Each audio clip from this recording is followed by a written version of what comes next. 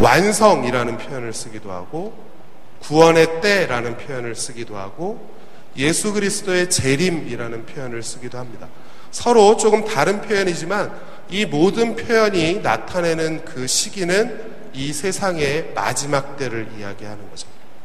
그래서 예수님께서 다시 이 세상에 오실 때 이 세상의 역사가 끝날 것이고 그때에 우리는 구원을 받을 것이고 하느님의 구원 역사가 완성이 될 것이다 라고 하는 게 종말입니다. 그래서 단순히 종말은 이 세상이 망해서 없어질 것이다 라는 이야기만 하는 것이 아니라 그때 우리가 하느님이 약속하신 것처럼 그때 우리는 진정으로 구원될 것이다 라는 의미를 같이 갖고 있는 것이 종말이라고 하는 표현입니다. 그리고 저 종말이라는 저 때에는 항상 하느님의 심판이라고 하는 것이 함께 이루어진다고 모든 묵시록들에서 이야기를 하죠.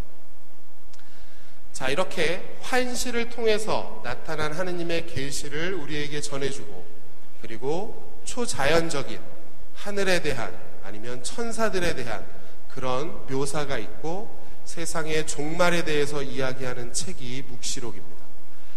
근데 이 묵시록이 이해하기 어려운 이유 중에 하나는 이 묵시록을 환시를 글로 우리에게 다시 전해주다 보니까 어떤 표현을 많이 사용하게 되냐 하면 비유적인 표현이나 상징적인 표현을 많이 사용하게 됩니다. 제가 한번 예를 들어볼게요. 지금 밖에 눈이 내리질 않습니다만 지금 밖에 눈이 내려요. 그것도 한방눈이 펑펑 내리고 있습니다. 여러분이 그 광경을 봤어요. 한방눈이 펑펑 내리는 광경을 봤습니다. 이거를 제가 지금 편지를 써서 친구에게 전해주고 싶어요. 근데 불행히도 그 친구가 아프리카 잠비아에 있는 친구예요. 그 친구에게 여러분이 한방눈이 펑펑 내리는 이 모습을 이 광경을 편지로 전해주고 싶습니다. 어떻게 표현하실 수 있을까요? 참고로 잠비아에 사는 친구들은 눈을 본 적이 없습니다. 여러분이 한번 상상력을 동원해 보세요. 뭐라고 표현할 수 있을까요? 하얀 눈을 한 번도 눈이란 거를 본 적이 없는 친구들에게. 전 실제로 그런 친구들 봤습니다. 저 공부할 때 저 살던 기숙사에 인도 친구들이 있었어요. 근데 인도 친구들이 눈이 오니까 이런 표현을 쓰면 그렇지만 눈이 오면 뛰어나가는 애들이 있잖아요.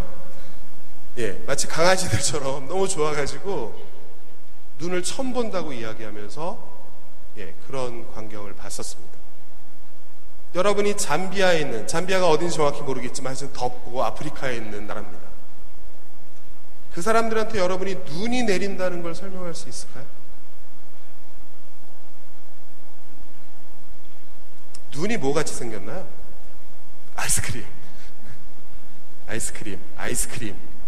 아이스크림이 잠비아에 있을래나요?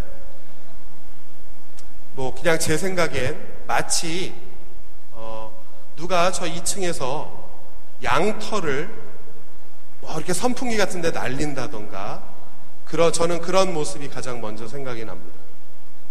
그렇게 만약에 설명을 한다면 친구야, 여기 지금 눈이라는 것이 오는데 이 눈은 마치 양털을 뿌리는 것처럼 그렇게 하늘에서 내린다라고밖에 표현할 수 없다는 거죠.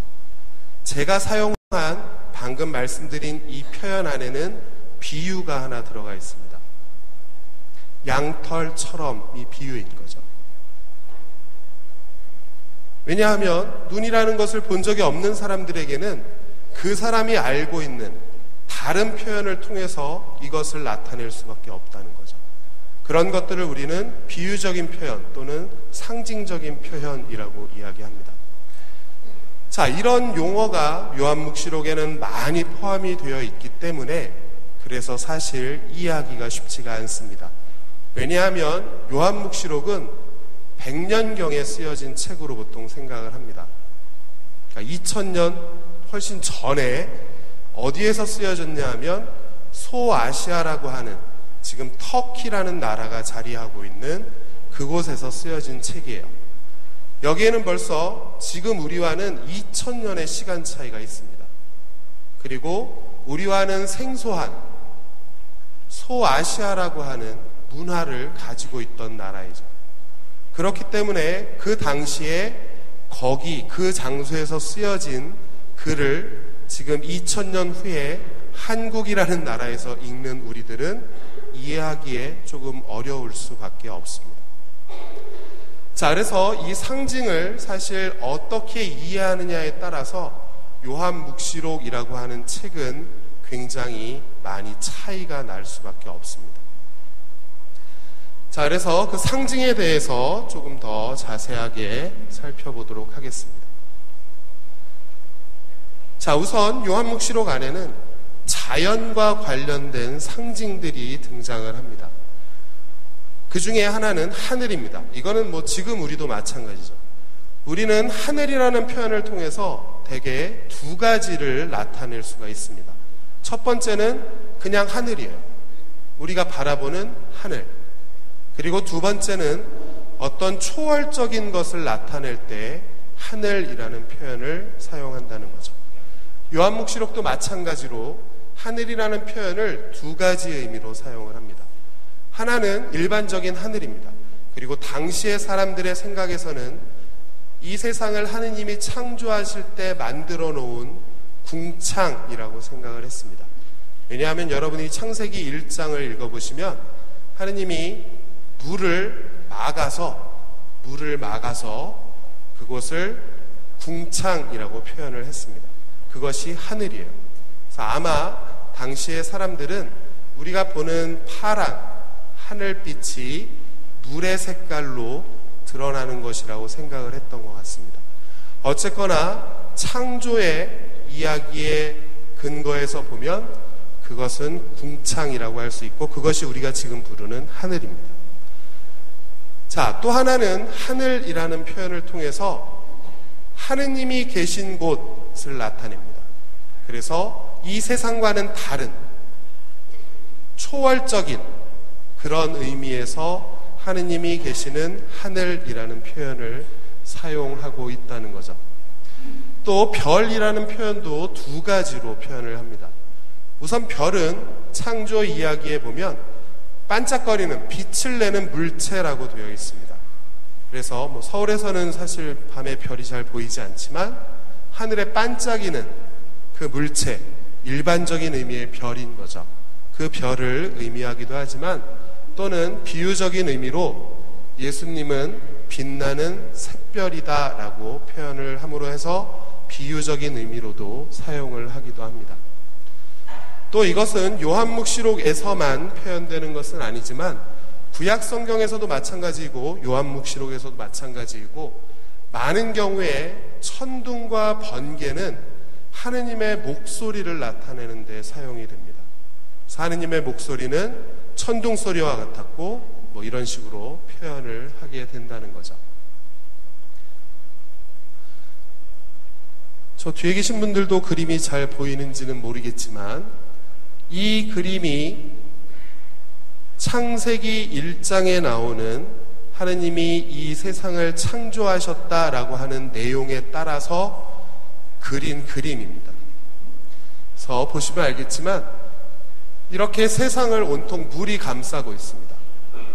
근데 거기에 하느님이 여기는 벽돌을 막아놓은 것처럼 그렇게 표현이 되어 있는데 어쨌거나 저 물을 막아서 궁창이라고 하는 것을 만드신 거예요. 하느님이 여기에다 해도 만들고 달도 만들고 별도 만들고 그렇게 저 하늘에 만들어 놓았습니다. 자, 그리고 그 하늘 밑에 이 위가 우리 사람들이 살고 있는 땅 위입니다. 그래서 이곳은 사람이 사는 곳이고 온갖 식물이 자라나는 곳이고 또 동물들이 뛰노는 그런 곳이기도 하죠. 그리고 그 당시의 사람들은 우리가 살고 있는 이 땅 밑에도 세계가 있다고 생각을 했습니다. 그것을 히브리어로는 셔올이라고 표현을 했어요. 이 셔올이라고 표현된 이곳은 죽은 사람들의 세상입니다. 그래서 이 하늘 위, 하늘 위에는 하느님이 사시는 곳이고 땅 위는 우리 인간들이 사는 곳이고 땅 밑은 죽은 사람들이 머무는 곳이라고 생각을 했어요. 그래서 저것을 조금 어려운 말로 삼중구조 세계관이라고 표현하기도 합니다. 말은 어렵지만 그냥 하늘, 땅 밑 이렇게 표현한다고 해서 삼중구조 세계관이에요. 자, 근데 재미있는 것은 이렇게 하늘과 땅 위와 땅 밑으로 나뉘어지는 세상에서 어느 누구도 저기를 마음대로 왔다 갔다 할 수가 없습니다. 사람이 여기 살다가 원한다고 해서 이 하늘 위로 올라갈 수 없어요. 또 땅 위에 살다가 나 땅 밑에 가보고 싶어 라고 해서 땅 밑에 내려갈 수 없습니다. 또는 죽은 사람이 땅 밑에 살다가 여기 사니까 별로 안 좋아, 어두워, 나 땅 위로 올라갈래 라고 올라갈 수 없다는 거죠. 저것이 구약 성경의 생각이었습니다. 저것을 유일하게 가능하게 했던 분이 하느님 한 분이었죠. 자, 이런 생각에서 아까 말씀드린 하늘이라든지 별이라든지 그런 표현들을 살펴볼 수 있습니다. 우리와 직접적인 관련은 없지만 이 그림이 나온 김에 말씀을 드리면 창세기에 노아의 홍수라는 이야기가 있습니다. 얼마 전에는 영화로 만들어지기도 했죠. 노아의 홍수의 그 성경을 읽어보시면 사람들은 어떻게 생각을 했냐면 하늘에 구멍이 났다고 생각을 했습니다. 그럼 어떻게 되겠어요? 여기 있는 물이 죄 밑으로 떨어지는 거죠. 사람들은 홍수를 그렇게 이해했다는 거죠. 자, 이렇게 하늘과 땅 밑이라는 도저히 사람은 어느 누구도 마음대로 왔다 갔다 할 수 없는 그런 경계에 지어진 세계입니다. 그래서 조금만 더 우리 신앙생활에 관련된 이야기를 한다면 예수님은 이 세상에 오셨습니다. 하늘에 하느님과 함께 했던 예수님은 이 세상으로 내려오셨어요. 예수님이 육화했다고 하는 사건은 저 고대 사람들의 사고방식에 의하면 하늘과 땅의 경계를 허무는 사건입니다. 왜냐하면 하늘에 있던 하느님이 사람이 되어서 밑으로 내려왔기 때문이죠. 그리고 여기서 33년 살다가 붙잡혀서 십자가에 못 박혔습니다. 십자가에 못 박히면 죽으면 그 다음엔 어딜 가요? 땅 밑에 세계를 가야 됩니다. 우리가 예수님 죽은 이들 가운데서 3일 만에 부활하셨다고 하죠. 죽은 이들이 여기에요. 죽은 이들이 모여 있는 곳이 저곳입니다. 예수님은 하늘에서 땅으로 내려오셨어요. 육화하셨습니다. 인간이 되셨어요. 그리고 제가 빨간빛에서 이게 자꾸 켜지는 건 아니겠죠. 여기서 사시다가 십자가 위에서 돌아가시고 땅 밑으로 내려가셨습니다. 그리고 사흘 만에 부활해서 하늘로 승천했죠. 그래서 예수님의 육화와 예수님의 죽음과 예수님의 부활은 고대 사람들이 가지고 있던 하늘과 땅과 땅 밑의 경계를 허무는 사건입니다. 그래서 아주 구체적으로 나뉘어 있던 그것을 모두 하나로 만드는 사건이 예수님의 육화와 죽음과 부활이라고 생각할 수 있는 거죠. 자, 이 외에 요한묵시록에서 찾을 수 있는 또 하나의 상징 중에 하나는 동물들과 관련된 상징입니다. 요한묵시록에는 여러분이 잘 아시겠지만 어린 양, 용, 사자, 짐승, 말, 전갈, 뱀, 새, 강아지, 개구리 이런 애들이 등장합니다. 저거는 다 성경에 등장하는 동물만 제가 써놓았습니다. 그리고 요한묵시록에 나오는 모든 동물들은 다 사람처럼 행동을 합니다. 그래서 어린 양도 사람처럼 행동하고 용도 사람처럼 행동하고 모든 동물들이 그래요. 그래서 저것을 우리는 동물의 의인화라고 합니다. 근데 굉장히 좀 어려운 말이긴 하지만 우리에겐 익숙합니다. 왜냐하면 우리는 이미 이솝우화라는 책을 통해서 동물들이 사람들처럼 행동한다는 걸 알고 있기 때문에 그렇습니다. 그래서 마치 이솝우화에 나오는 그런 모습처럼 요한묵시록에 나오는 동물들 역시 그런 모습으로 활동한다는 거죠. 그래서 어린 양을 예로 들어보면 요한묵시록에서 사용하는 어린 양은 예수님을 나타내는 상징입니다. 그래서 어린 양은 하늘에서 하느님으로부터 두루마리를 건네받기도 하고 또 그 두루마리를 펴서 이 세상에 재앙이 들어오게 하기도 하고 말을 하기도 하고 그렇습니다. 자, 그래서 이 동물들을 사용하는 이유는 저런 상징들을 써서 다른 사람들에게 좀 더 쉽게 그 의미를 전달하기 위해서 저런 동물들을 사용하는 거죠. 근데 요한묵시록을 읽으시다가 혼란에 빠질 수 있는 게 하나 있습니다. 그건 뭐냐 하면 우리가 알고 있는 동물의 세계의 그 위계 질서를 그대로 저 요한묵시록에 적용하면 안 됩니다. 쉽게 이야기하면 뭐냐 하면 어린 양은 예수님을 상징한다고 말씀드렸습니다. 용은 물론 환상의, 상상의 동물이긴 하지만 용은 악의 세력을 상징하는 동물입니다. 둘이 싸우면 누가 이길까요? 어린 양과 용이 싸워요. 우리는 용을 직접 눈으로 본 적은 없지만 양은 많이들 보셨을 거고 어린 양과 용이 싸우면 우리가 알고 있는 상식선에선 용이 이겨야 맞는 거죠. 그런 식으로 저 동물들의 비유를 생각하지 마시라는 거죠.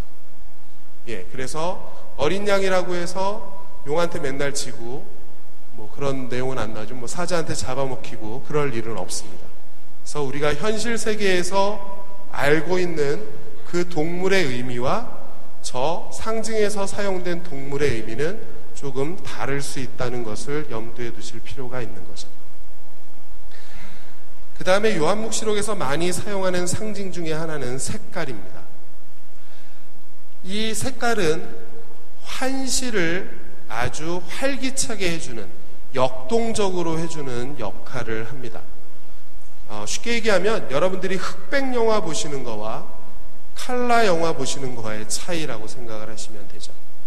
물론 흑백 영화를 봐도 사람의 움직임이나 내용은 다 전달이 되지만 그것보다는 형용색색으로 그렇게 자연적인 색깔과 함께 볼 수 있는 영화들이 훨씬 더 우리에게 활기차게 보이고 역동적으로 보인다는 그런 이야기입니다.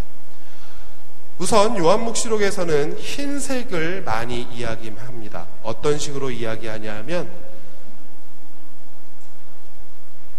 14만 4천 명도 이제 말씀을 드릴 텐데 14만 4천 명 구원받은 사람들과 하느님 주위에 있는 하느님의 선택받은 무리가 등장을 하는데 그들은 모두 하얀색 옷을 입고 있습니다.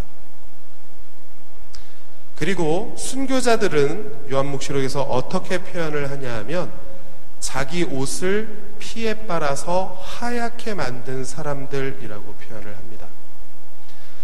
요한묵시록에서 나오는 하얗다, 희다라는 표현은 전부 다 하느님과 관련이 있습니다. 그래서 하얀 옷을 입고 있다는 것 자체가 이미 구원받은 사람들이라는 의미를 전달해 줄 수 있다는 거죠.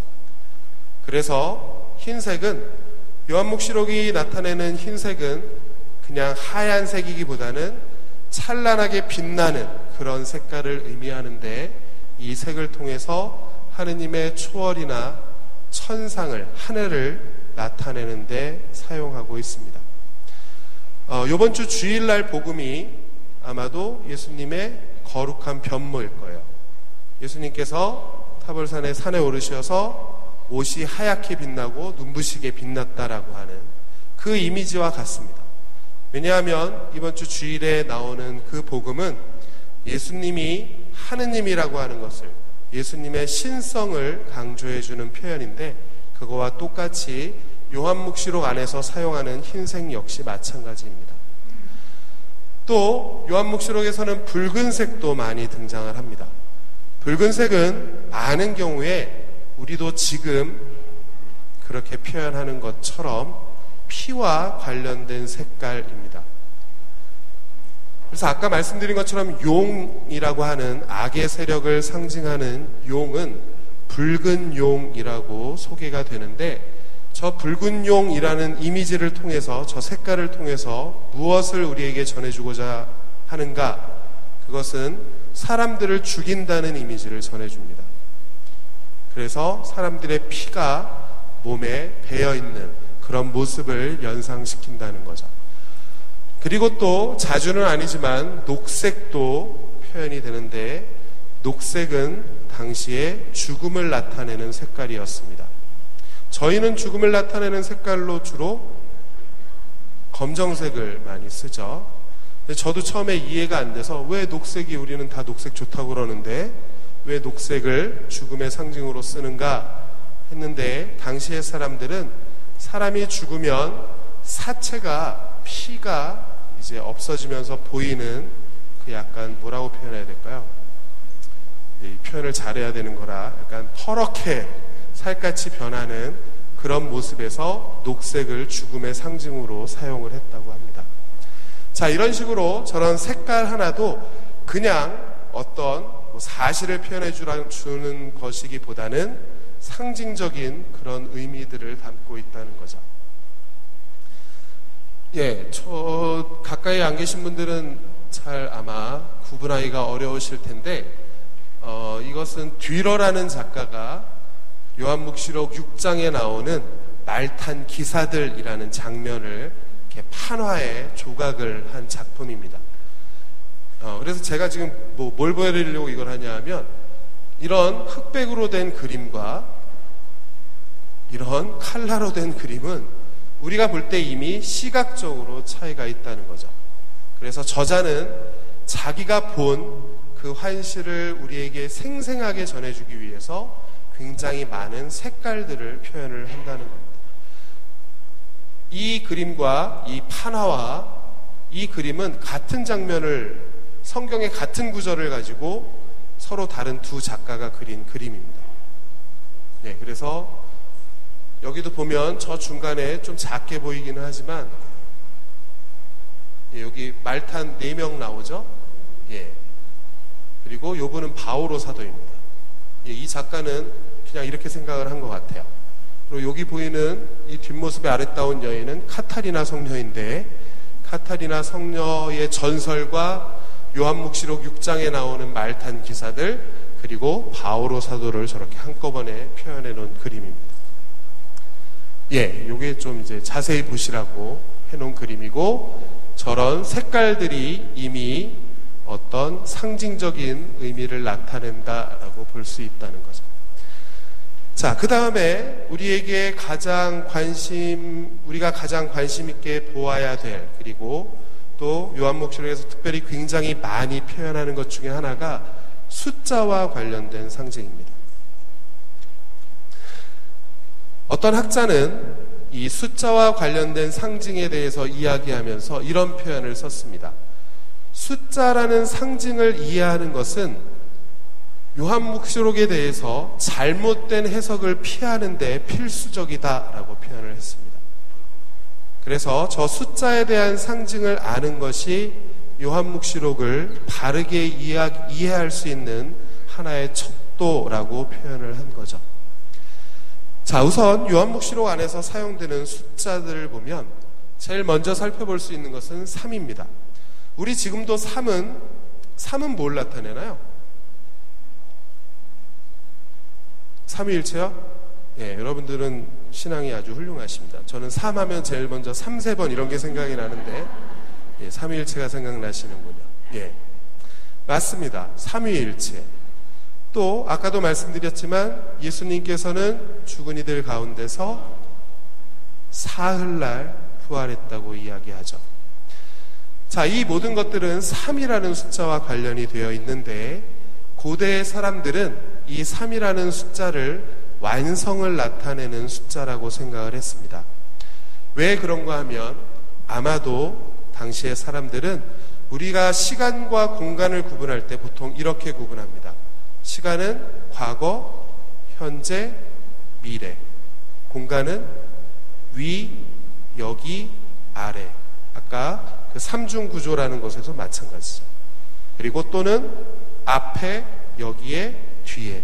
이런 식으로 우리 실생활 안에서 삶은 시간이나 공간을 나타내는 그런 데 쓰입니다. 그래서 아마도 그런 것에서 착안을 해서 삶은 완성과 관련된 숫자라고 생각을 했고, 많은 경우에 삶을 신에게 어울리는 숫자라고 생각을 했습니다. 그래서 그런 전통들이 아마도 우리 교회 안에도 들어온 것이고, 그래서 삼위일체라든지 사흘날의 부활이라든지 이런 것도 저런 상징적인 의미가 담길 수 있다는 거죠. 요한묵시록에서 삶은 어떤 식으로 사용이 되는가? 요한묵시록에서 하느님이나 예수님을 표현하는 다양한 표현들이 등장을 하는데, 그 중에 하나를 보면 이렇습니다. 나는 처음이며 마지막이고 죽었다가 살아나리 라고 표현을 합니다. 이거는 4인데 왜 3에다 제가 써놨는지 모르겠네요.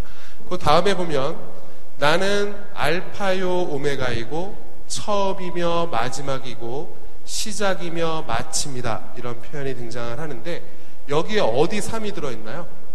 22장 13절의 3은 아닙니다. 저 안에서 3이라는 숫자를 찾을 수 있으시겠어요? 나는 알파요 오메가고 처음이며 마지막이며 시작이며 마침이다. 여기는 뭐라고 그래야 될까요? 그러니까 세 박자 또는 세 개의 리듬으로 표현이 된다는 거죠. 알파요 오메가가 하나이고 처음이며 마지막이다가 하나이고 시작이며 마침이다가 하나입니다. 그래서 많은 경우에 하느님이나 예수님을 표현할 때는 저렇게 3중으로 3이라는 리듬에 맞춰서 요한묵시록은 우리에게 전해주고 있다는 거죠. 이거 보시고 바로 아셨나요? 집에 가셔도 됩니다. 더 이상 배우실 게 없습니다. 자, 그리고 또 우리가 잘 아는, 우리 요즘 미사에서도 사용하는 거룩하시다, 거룩하시다, 거룩하시다라는 표현 역시 거룩하시다라는 말을 3번 반복하고 있죠. 그래서 저것은 신과 관련된 표현이라고 생각할 수 있습니다. 그래서 삶은 여전히 신과 관련된 표현이라고 지금도 그렇게 이야기가 됩니다. 그 다음에 나타나는 4는 지상을 나타내는 숫자라고 고대에서부터 생각을 했습니다. 왜 그러면 4가 지상을 나타내는 숫자라고 생각을 했는가? 지상은 동, 서, 남, 북이라는 4가지의 방위로 나타내기 때문에 그렇습니다. 지금도 그렇지만 예전에도 그랬어요. 그래서 이 세상의 땅 위는, 우리가 살고 있는 이 지상의 세계는 동서남북으로 표현을 할 수가 있고, 그것을 가지고 이 지상을 나타내는 상징처럼 사용을 했습니다. 그래서 많은 경우에 요한묵시록 안에서는 4라는 숫자를 통해서 전 세계라는 의미를 나타내기도 합니다. 그 중에 한 예가 모든 종족과 언어와 백성과 나라 가운데에서 왕들이 모여와서 전쟁을 벌일 것이다 라는 표현이 등장을 하는데, 여기서도 역시 4라는 숫자가 사용이 됐습니다. 아까 3이라는 숫자에서 말씀드렸으니까 금방 찾으실 거예요. 종족, 언어, 백성, 나라. 저렇게 4번을 표현함으로 해서 이 세상의 모든 하느님을 반대하는 사람들이 이제 어린 양과 전투를 벌이기 위해서 모여올 것이다 라는 것을 표현해주고 있다는 거죠. 또 하늘과 땅 위와 땅 아래, 그리고 바다라는 표현을 통해서 마찬가지로 이 세상에 있는 모든 것을 나타내는 데 사용을 합니다. 자, 그리고 요한묵시록에서 이제 심판을 이야기할 때 좀 잔인한 부분이긴 한데 이런 표현이 등장을 합니다. 하느님이, 이제 예수님이 심판을 할 때 잘못한 사람들을 모두 데려다가 확에다 넣어요. 확은 뭐냐면 포도를 재배하고 포도를 이렇게 으깨던 그런 기계입니다. 왜냐하면 포도를 으깨야 이제 그걸로 포도주를 만들 수 있기 때문에 포도를 이렇게 짓이겨서 으깨는 기계를 보통 확이라고 표현을 하는데, 심판을 그런 이미지로 표현을 한다는 거죠. 잘못한 아이들을 다 데려다가 그 확에다 넣고 어떻게 할까요? 상상은, 그 다음에 상상은, 뭐 밟던지 이렇게 하겠죠. 그러면 거기서 피가 흘러나오는데 그 피가 말고삐까지 이르렀고 그 피가 1600 스타디온을 갔다라고 표현을 합니다. 그래서 아주 엄청나게 큰 확이라는 것을 우리 여긴 잠실에서 머니까 목동 종합운동장 있나요?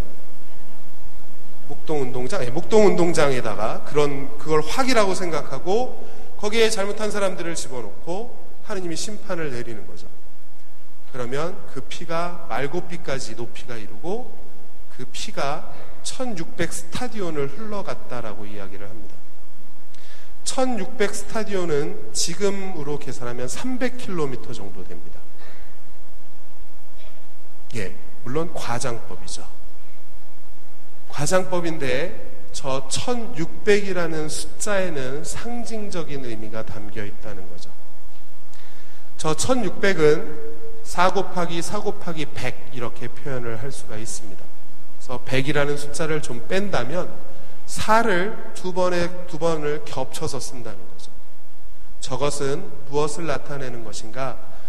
확에서 그런 심판의 이미지에서 사람들의 피가, 잘못한 이들의 피가 1600 스타디온을 갔다는 얘기는 이 세상 모든 사람들에게 심판이 미친다는 그런 의미입니다. 어느 누구도 저 심판을 피해갈 수 없다는 의미이고 저 심판은 그만큼 무서울 거라는 것을 저런 숫자적인 상징이나 제가 조금 아까 말씀드린 좀 무서운 공포영화스러운 그런 이미지를 통해서 표현해주고 있다는 거죠. 그래서 4는 이 세상과 관련된 그리고 이 세상 전체를 나타내는 그런 의미로 보통 요한묵시록 안에서 사용이 됩니다. 7은 무엇을 나타내는 숫자인가요? 7. 행운의 숫자라고 보통 이야기하죠. 7은 고대 사람들이 창조와 관련된 숫자라고 생각을 했고 7을 통해서 완전한 것을 나타내고 싶어 했습니다. 그러면 왜 7이 완전한 것인가에 따라서는 사람들마다 좀 의견이 다른데 어떤 사람들은 3이라고 하는 신을 나타내는 숫자와 4라고 하는 지상을 나타내는 숫자를 합쳐서 완전한 의미의 세상이라는 뜻으로 7을 완성 또는 완전의 숫자라고 그렇게 이해했다고 말하는 사람도 있습니다.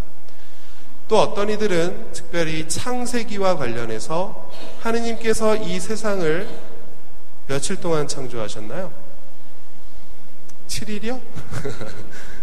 하느님이 이 세상을 7일간 창조하셨으면 우리에겐 주 5일째 근무는 없었을 겁니다. 주 6일째 근무가 생겼겠죠. 하느님은 6일 동안 이 세상을 만드시고 하루를 쉬셨다라고 되어 있습니다. 그러니까 저희가 하느님보다 조금 나은 거예요. 하느님 6일이라고 하루 쉬었는데 우린 요즘에 많은 경우에 5일이라고 하루 쉬잖아요. 많이 좋아진 거죠.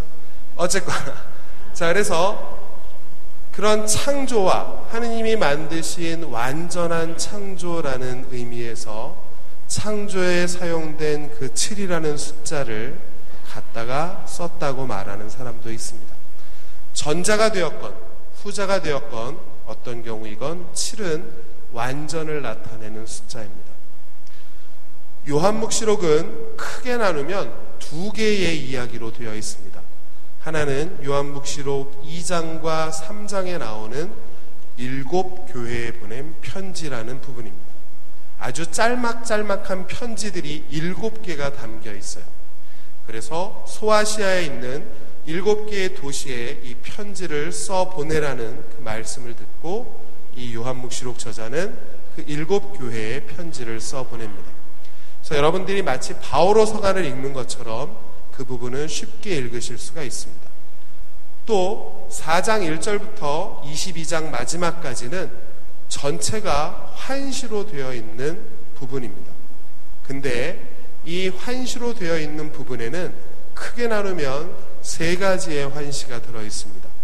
하나는 7 봉인에 대한 환시이고 하나는 일곱 나팔에 대한 환시이고 하나는 일곱 대접에 관한 환시입니다. 그래서 요한묵시록이라는 책은 이미 구조에서부터 일곱 교회에 보낸 편지, 일곱 개의 봉인으로 인한 환시, 일곱 개의 나팔로 인한 환시, 일곱 개의 대접으로 인한 환시를 그렇게 구조적으로 가지고 있다는 거죠. 자, 일곱 교회. 이제 여러분들 상징 3, 4 배우셨으니까 일곱 교회 하면 무슨 의미가 있을까요?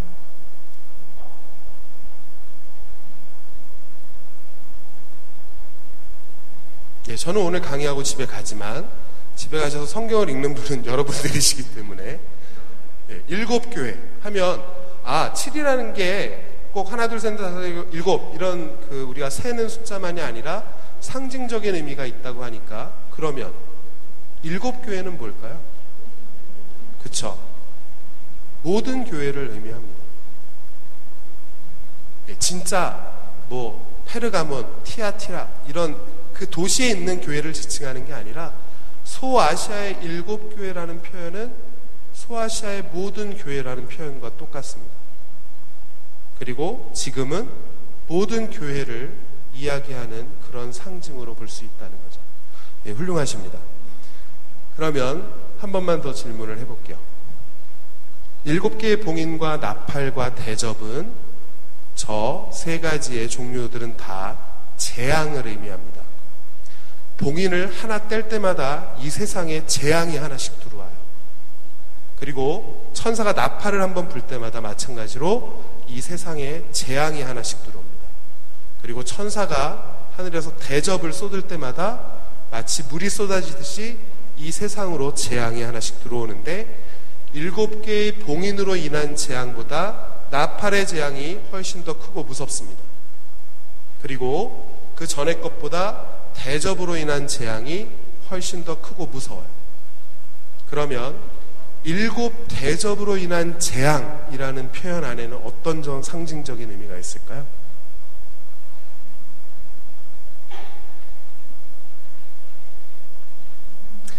거기에는 이 재앙이 그만큼 완전하다는 의미가 있습니다. 하느님이 벌로서 이 세상에 내리는 그 재앙이 완전하고 무섭고 매섭고 그런 의미를 담고 있는 거죠. 자, 그러면 왜 하느님이 이렇게 이 세상에 재앙을 내리는가?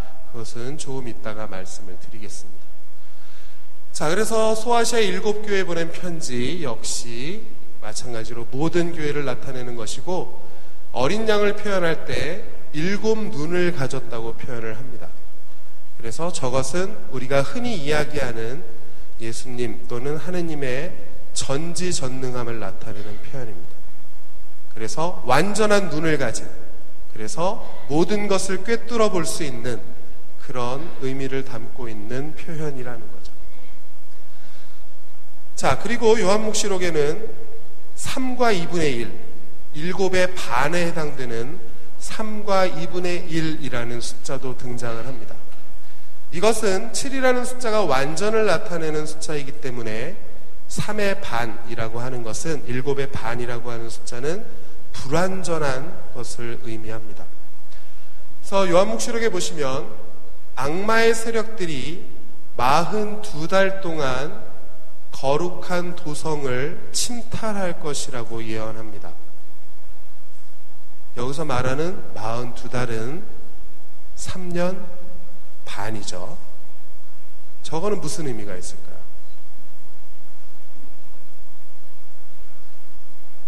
저것은 저 시간은 지나간다는 의미가 있습니다. 완전한 시간이 아니에요. 지금 벌어지고 있지만 곧 끝날 거라는 의미입니다. 또 마찬가지로 하느님의 증인들이, 예수님의 증인들이 1260일 동안 이 세상에서 활동할 거라고 이야기합니다. 그러다가 악의 세력이 등장을 하고 그러지 못하게 되는데 1260일을 30으로 나누면 42가 나옵니다. 42달이에요. 그리고 저것은 결국 또 3년 반입니다. 그래서 저 숫자가 나타내는 의미는 완전하지 않은 그 시간을 의미합니다. 그래서 저것을 이야기하는 이유는 지금 악의 세력이 이 세상에서 활동하고 있지만 그것은 머지않아 끝날 것이다 라는 것을 저 숫자를 가지고 이야기해주고 있다는 거죠. 그래서 7배, 7의 반에 해당되는 3과 2분의 1은 그런 불완전한 의미를 나타내고 있습니다.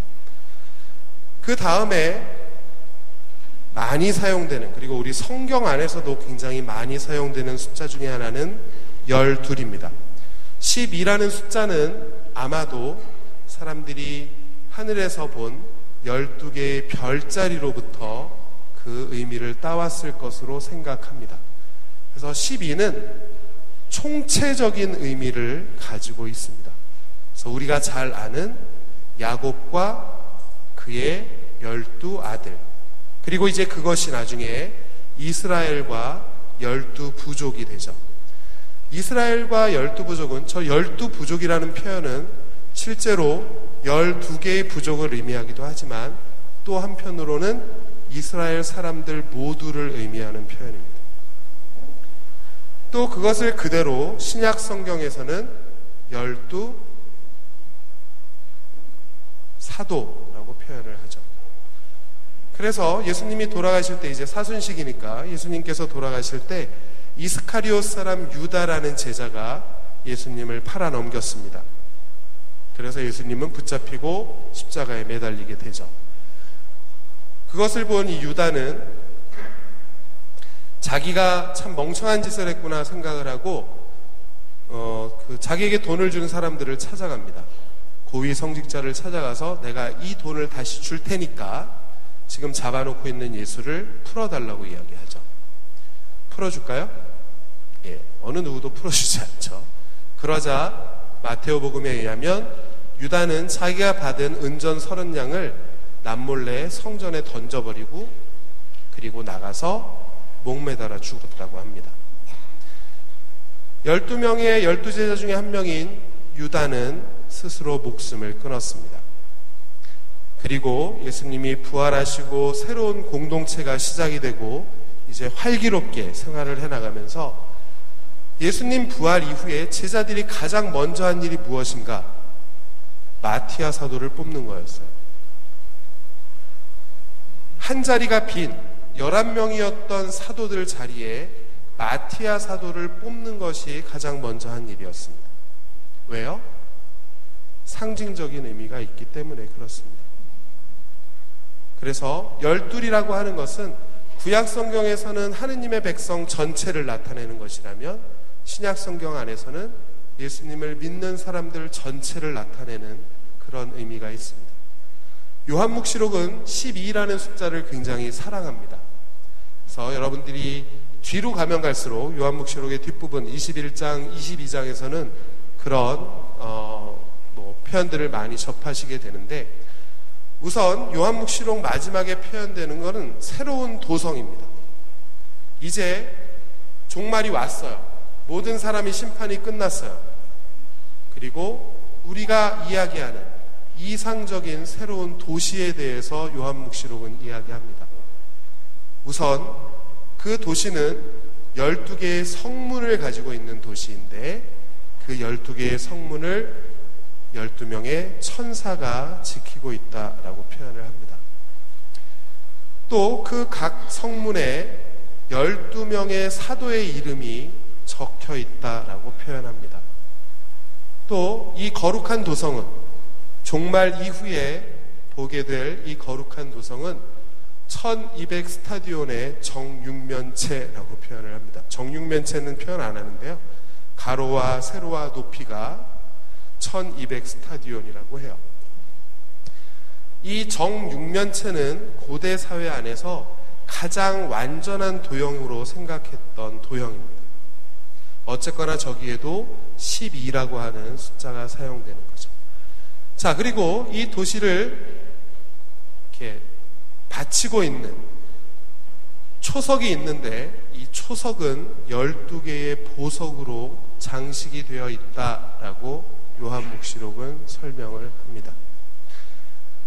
자, 그리고 이 거룩한 도성을 싸고 있는 아주 튼튼한 벽이 있는데 그 성벽의 높이는 144 페키스라고 표현을 해요. 예, 저 144 페키스가 몇 미터인지가 중요한 것보다는 144라는 숫자가 중요한 거죠. 저 144라는 숫자 안에는 12가 두 번이 포함이 되어 있습니다. 자, 그래서 요한묵시록에서 전하는 이 거룩한 도성, 가장 완전한 도성을 표현할 때는 모두 12라는 숫자를 통해서 표현을 한다는 거죠. 그래서 완성된 의미의, 완전한 의미의, 총체적인 의미의 그런 표현을 사용하고 있습니다. 자, 그리고 우리가 요즘에 많이 듣게 되는 14만 4천 명. 요한묵시록 7장에 보면 하느님으로부터 선택받은 14만 4천 명이 시온산 위에 어린 양과 함께 서 있다고 표현을 합니다. 이 14만 4천은 신천지라고 하는 새로운 그 종교에서 가장 많이 사용하는 숫자입니다. 그래서 혹시 여기도 계신가요? 예, 뭐 계셔도 상관은 없습니다만 신천지라는 곳에서 처음에 시작을 할 때 신천지는 요한묵시록을 굉장히 좋아합니다. 그래서 많은 경우에 저 요한묵시록의 풀이를 가지고 사람들에게 우리가 지금 우리 종교 안에서 하느님을 믿으면 저 14만 4천 명 안에 들 수 있다라고 이야기를 해요. 그래서 저 14만 4천 명은 구원될 사람들을 의미하는 숫자인데 2014년 12월 제가 며칠인지 정확히 모르겠는데 그래서 14만 4천 명을 모으는 게 신천지의 처음 목표였습니다. 근데 작년 12월에 넘었답니다. 14만 4천 명이. 예, 그래서 지금 넘어서 그거를 해결하기 위해서 지금 다른 어떤 뭐를 준비하고 있대요. 예, 그래서 하여튼 14만 4천 명이 넘어서 이걸 참 안 됐다고 해야 할지 좋다고 해야 할지 모르겠지만 그랬습니다. 그리고 작년 말에 저희가 학교에서 무슨 심포지엄을 하나 했는데 거기에 이제 신천지를 전공한 신부님이 한 분 계세요. 수원교회 어느 신부님이 외국에서 공부하고 돌아왔는데 주교님께서 야, 신천지가, 왜냐하면 신천지의 그 가장 중심지가 과천입니다. 과천에서 처음에 시작을 했어요. 과천이 수원교구에 들어있거든요. 주교님이 어느 신부를 불러서 야, 그거를 좀 알아봐야 되겠다 우리가. 그래서 그 신부가 지금 4년째 신부임에도 불구하고 성경을 읽는 시간보다 신천지 문헌을 읽는데 더 많은. 근데 그 신부님이 이런 표현을 하셨어요. 신천지가 가장 좋아하는 게 천주교 신자랍니다. 신천지 안에서는 천주교를 이렇게까지 표현을 한답니다. 가장 좋은 어장이라고까지 표현을 한대요. 예, 어장인 거죠. 물반 고기반인. 예, 그래서 사실 가톨릭에서 신천지로 가신 분들도 꽤 많고 지금 여기서 2인자처럼 활동하고 있는 분도 레지오를 열심히 하던 가톨릭 신자분이라고 합니다.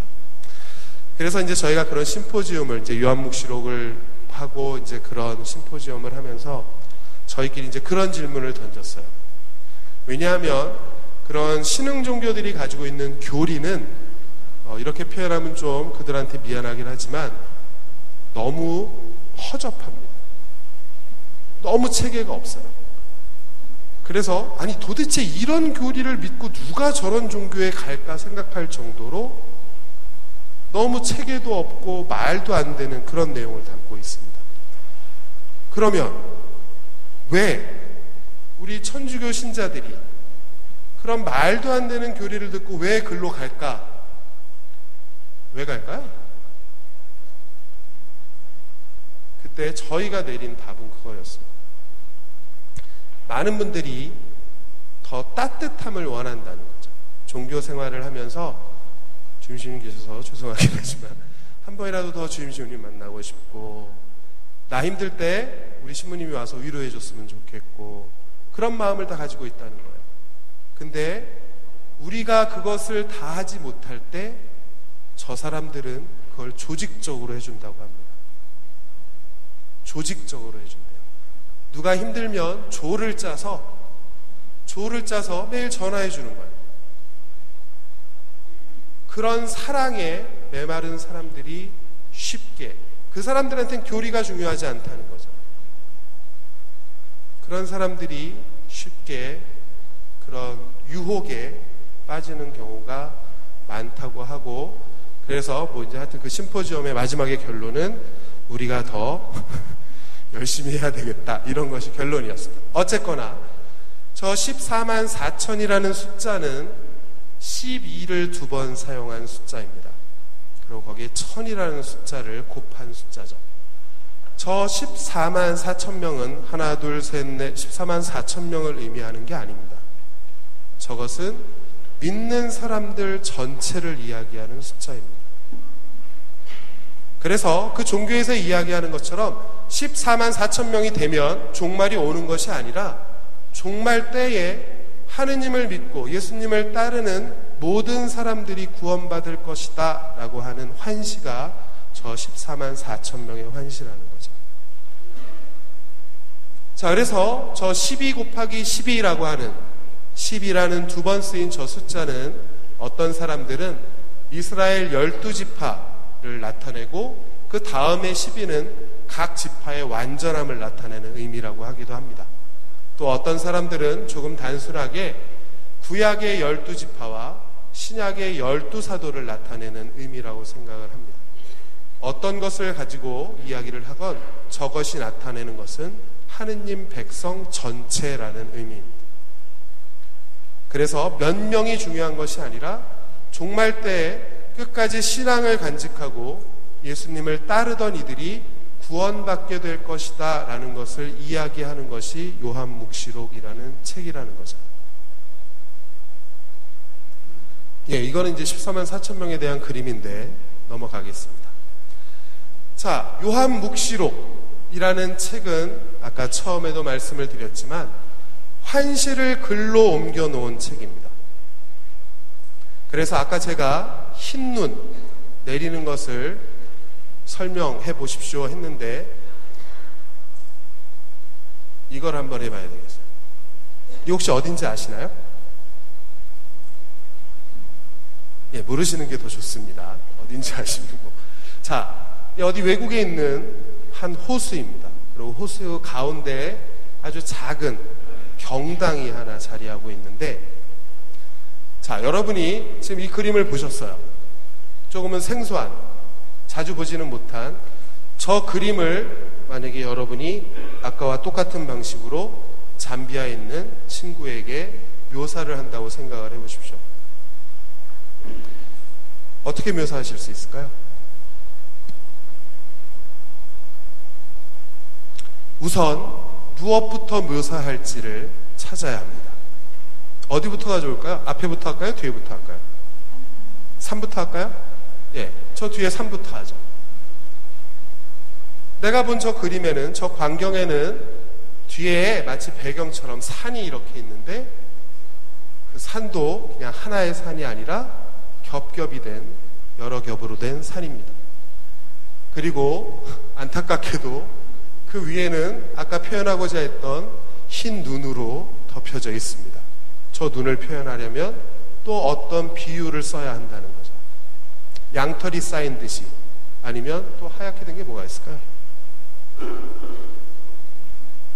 아니면 생크림 같이 생긴 그런 것들이 쌓여 있다고 하든지 그렇게 표현을 해야만 합니다.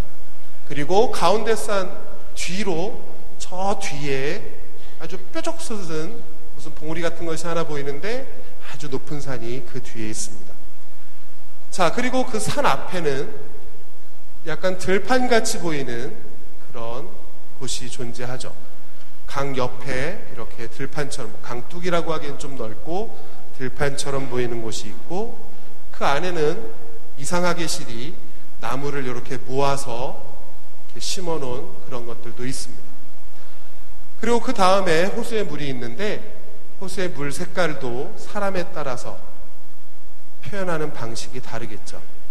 보석을 좋아하는 사람은 보석 색깔의 비유를 할 것이고, 뭐 다른 걸 좋아하시는 분들은 또 다른 색깔의 비유를 하겠죠. 그리고 가운데에 섬처럼 보이는 것이 있는데 거기에는 뾰족하게 생긴 지붕을 가진 아주 작은 경당이 하나 있고 그 주위에 자동차가 몇 대 주차가 되어 있고 그리고 다시 그 앞에 뭐 이런 덤불 같은 것들이 있다라고 표현을 할 수 있습니다. 우리가 1초면 볼 수 있는 그림을 설명하는 데는 3분이 걸립니다. 그죠? 눈으로 보는 것은 1초면 봐요. 1초가 좀 짧으면 한 3초라고 하죠. 3초면 봅니다. 근데 내가 한 번 본 그림을 설명하는 데는 굉장히 많은 시간이 필요하다는 거죠. 내가 그렇게 설명을 했다고 해서 내가 처음에 산만 보고 그 다음엔 들판만 보고 그 다음엔 경당만 보고 그 다음엔 호수만 봤냐? 그렇지 않습니다. 우리 눈으로 한 번에 본 것이지만 그것을 설명하고자 한다면 따로 띄어서 이야기할 수밖에 없다는 거죠. 그것이 시각이 눈으로 보는 것이 가지고 있는 특징입니다. 요한묵시록은 22개의 장으로 되어 있는 책입니다. 하지만 어떤 사람들은 이 요한묵시록의 환시는 하나일 거라고 이야기합니다. 마치 우리가 3초 본 그림을 설명하는데 3, 4분이 필요한 것처럼 그것을 글로 표현하다 보면 순서가 정해질 수밖에 없고 그 순서에 따라서 표현할 수밖에 없다라고 생각을 하는 거죠. 요한묵시록을 가장 재미있게 볼 수 있는 방법은 저 작업을 거꾸로 하는 겁니다. 내가 글을 읽으면서 머릿속으로 어떤 그림이 그려지는지를 상상해 보는 거죠. 그렇게 해야 우리는 이 요한묵시록 저자가 보았던 환시에 가장 근접할 수 있기 때문에 그렇습니다. 자, 그래서 환시를 글로 적어놓은 책이기 때문에 저것은 볼 때와는 차이가 있습니다. 그래서 우리에게는 마치 시간적인 차이를 두고 순서대로 벌어진 일로 표현이 되어 있지만 어쩌면 저것이 그 환시를 볼 당시에는 하나의 환시일 수 있다라고 학자들은 보통 이야기를 합니다. 또 요한묵시록이 가지고 있는 이 환시의 특징은 모자이크식 환시입니다. 여러분들 어렸을 때 그 초등학생 때나 국민학교 때 이렇게 모자이크 해보셨나요? 예, 색종이 이렇게 뭐 이렇게 쪽밖에 찢어가지고 이렇게 따닥따닥 붙여서 하는 거 있잖아요. 그거입니다. 왜냐하면 요한묵시록은 환시를 설명하기 위해서 마치 우리가 잠비아에 있는 친구한테 눈을 설명할 때 비유가 필요하듯이 환시를 설명하기 위해서 구약 성경에 있는 표현들을 가져다가 씁니다. 그래서 마치 단어 하나하나는 구약 성경에서 가지고 온 표현인데 그런 것들이 새롭게 모여서 전혀 다른 하나의 환시를 구성하고 있다는 거죠. 그래서 마치 모자이크 아이들이 작업하는 것처럼 이 요한묵시록 저자는 표현 자체는 구약 성경에 나오는 표현들을 가져다 쓰지만 설명을 위해서 그 표현들이 모여서 똑같은 이야기가 되는 것이 아니라 전혀 새로운 하나의 그림을 만들어 갑니다. 그래서 그것을 모자이크식 환시라고 합니다. 예, 저거는 학자들이 그 책 쓸 때 쓰는 표현입니다. 예. 자, 그리고 요한묵시록이 우리에게 보여주고 싶어 하는 것은 무엇이냐? 하느님이 이 세상을 창조하셨어요. 그리고 그 다음에 왕들의 시대가 있었습니다. 또 예언자들의 시대도 있었습니다. 그리고 나서 하느님이 이 세상에 예수님을 보내셨어요. 예수님이 돌아가시고 부활하셨습니다. 그 모든 이야기를 이 요한묵시록은 마지막 종말 때에 이 모든 하느님의 약속과 예언이 완성될 거라고 이야기합니다. 그래서 구약 성경의 표현도 많이 가져다 쓰고 그것이 실제로 마지막으로 보여지는 이 거룩한 도성이라는 환시에서 모두 성취되고 완성될 것이라고 그렇게 우리에게 전해주는 거죠. 이렇게 요한묵시록이 하느님의 예언은 틀리지 않았고 반드시 실현될 것이다 라고 강조하는 데는 하나의 배경이 있습니다.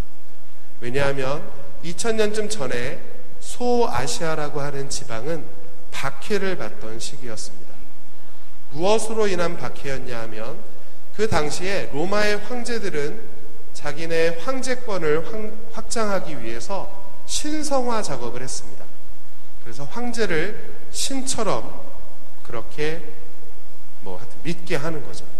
그래서 실제로 많은 황제들이 신전을 세우기도 했고 심지어는 가정에서 그 황제의 상이나 황제를 놓고 그러니까 숭배하도록 하는 것이 당시의 정책이었습니다.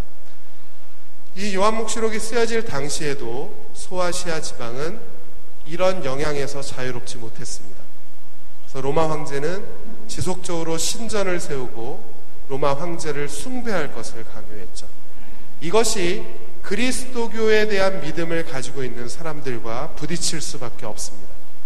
왜냐하면 우리는 하느님 외에 다른 신은 믿지 않는 종교이기 때문이죠. 그래서 그런 거부로 인해서 이 황제들은 자기의 말을 듣지 않는 이 그리스도인들을, 신자들을 박해하기 시작했습니다.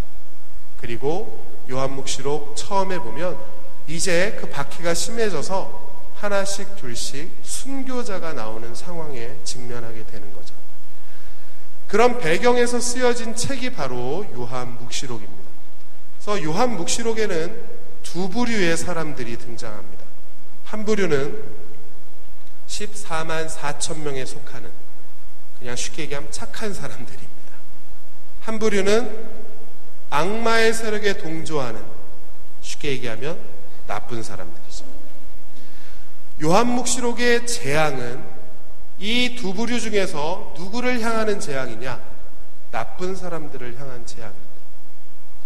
요한묵시록의 환신은 14만 4천 명이라고 하는 아주 희고 찬란하게 빛나는 옷을 입고 예수님과 함께 서 있는 구원받을 사람들과 악의 세력에 동조해서 이 세상을 흔들어 놓는 이 사람들에 대한 재앙으로 구분이 됩니다. 구원은 예수님을 따르고 하느님을 믿는 이들에게 주어지는 것으로, 그리고 재앙과 심판은 그렇지 않은 하느님을 반대하고 악의 세력에 동조하는 사람들에게 주어지는 것으로 설명을 한다는 거죠. 그래서 박해가 심해지면 심해질수록 이 요한묵시록에서는 종말에 대한 것을 더 강조하게 되는 거죠. 그래서 이제 곧 이 시간이 지날 것이고 종말이 오면 이 나쁜 짓을 하고 있는 이 악마의 세력들은 아까 말씀드린 것처럼 하느님의 무서운 심판을 받게 될 거라고 이야기합니다. 반면에 지금 박해 속에서도 자기의 신앙을 잃지 않고 굳건하게 지키고 있는 이들에게는 아까 말씀드린 새로운 예루살렘에서, 새로운 거룩한 도성에서 하느님과 영원히 살게 될 그 환시를 제공해 주고 있는 거죠. 요한묵시록 안에 이렇게 두 부류의 사람들이 있다는 것을 구분하지 못하는 순간 요한묵시록은 모든 사람들에게 무시무시한 책이 됩니다. 이 두 부류를 구분해서 보는 것이 요한묵시록을 가장 잘 이해할 수 있는 방법 중에 하나입니다. 여러분은 어디세요? 착한 사람, 나쁜 사람. 여러분 어디십니까? 이쪽 맞아요? 착한 사람이라 생각하시면, 그러면 여러분들에게 요한묵시록은 재앙의 책이 아니라 희망의 책인 거죠. 내가 요한묵시록 읽었더니 무섭더라. 무섭더라. 잠이 안 오더라. 이런 분들은 아마 이쪽에 살짝 가 계신 건지도 모르겠습니다. 여러분이 요한묵시록을 읽으시면서 무서워하거나 힘들어하거나 두려워할 필요가 없다는 거죠. 왜냐하면 우리는 아직 신앙을 간직하고 그 신앙을 따라서 살고자 노력하는 사람들이기 때문입니다. 요한묵시록은 예수님께서 죽음의 세력을 이기고 승리한 것처럼, 예수님께서 악의 세력을 이기고 승리한 것처럼 우리 역시 죽음을 넘어서서 승리할 수 있다는 희망을 전해주는 책입니다. 그래서 지금 박해받고 있지만 열심히 신앙을 지켜가고 있는 이들에게 요한묵시록은 희망과 위로를 전달하는 책입니다. 지금 우리를 박해하고 있는 이들에게 주어질 재앙을 통해서 더욱더 강한 희망과 더욱더 강한 위로를 전달하고 싶어 하는 것이 요한묵시록이라는 책입니다. 자, 그래서 역사적으로는 신앙을 지키려고 했던 사람들과 우상숭배를 강요했던 악의 세력의 그런 싸움을 그리고 있는 책이고, 거기에서 어떤 한쪽을 선택하고 그 믿음을 지켜나가라 라고 이야기하는 것이 요한묵시록이죠. 왜냐하면 종말이 멀지 않았기 때문에 그렇습니다.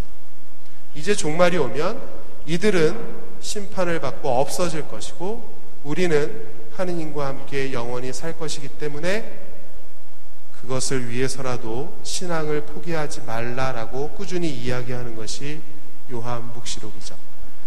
그렇게 사람들에게 희망과 위로를 전달하면서 요한묵시록은 하느님께서 창조 때부터 계획하신, 창조 때부터 시작하신 구원 계획은 반드시 이루어질 것이다 라고 하는 내용을 강조해 줍니다.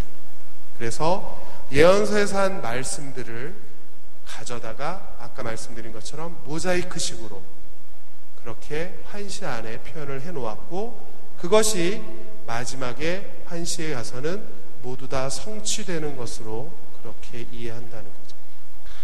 그래서 사실 신흥종교에서 요한묵시록을 많이 사용하는 이유 중에 하나는 이 요한묵시록은 잘만 이야기하면 사람들에게 두려움을 줄 수가 있습니다. 저도 그렇게 할 수 있어요. 하지 않습니다. 하지만 왜냐하면 상징이라는 것을 많이 사용하기 때문에 상징을 어떻게 해석하느냐에 따라서 이 책은 전혀 이상한 책이 될 수도 있습니다. 근데 여러분들이 꼭 기억하셔야 할 것은 요한묵시록에는 두 부류가 있다는 사실, 그리고 요한묵시록은 벌이나 재앙을 말하기 위한 책이 물론 등장은 하지만 그것을 위한 책이 아니라 그 반대편에 있는 희망과 위로를 필요한 사람들에게 그것을 전해주기 위한 책이 요한묵시록이다라는 것을 염두에 두고 묵시록을 읽으신다면 크게 잘못되지 않으리라고 생각을 합니다. 예, 여러분들 다 이쪽에 속하는 분들이라고 하셨으니까 요한묵시록 잘 읽어보시면 좋겠고, 그 안에서 우리가 또 복음서나 서강과는 다르게 새롭게 약간 시각적인 것을 통해서 얻을 수 있는 내용들도 있습니다. 그래서 어렵다고 마지막 책이라고 너무 과시하지 마시고, 그래도 시간이 되고 기회가 허락한다면 꼭 한번 요한묵시록을 읽어보시고 그런 마음가짐으로 보신다면 조금 더 잘 이해하실 수 있으리라 생각합니다. 예, 짧지 않은 시간 잘 들어주셔서 감사드리고 뜻깊은 사순시기 보내시고 좋은 부활 맞으시기 바랍니다. 감사합니다.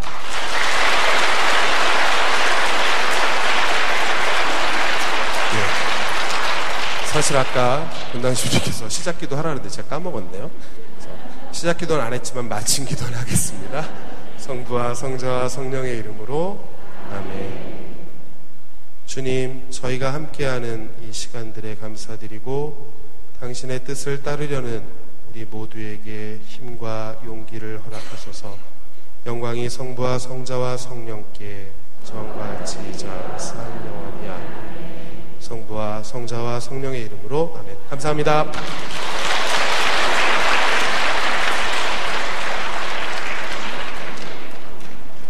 네, 요한묵시록을 쉽고 편안하게 잘 설명해 주신 분께 감사드리고 또 여러분들 많이 함께해 주셔서 감사합니다. 오늘 밤 밤길 조심해서 잘 집에 들어가시고 편안한 밤 되시길 바라겠습니다. 감사합니다.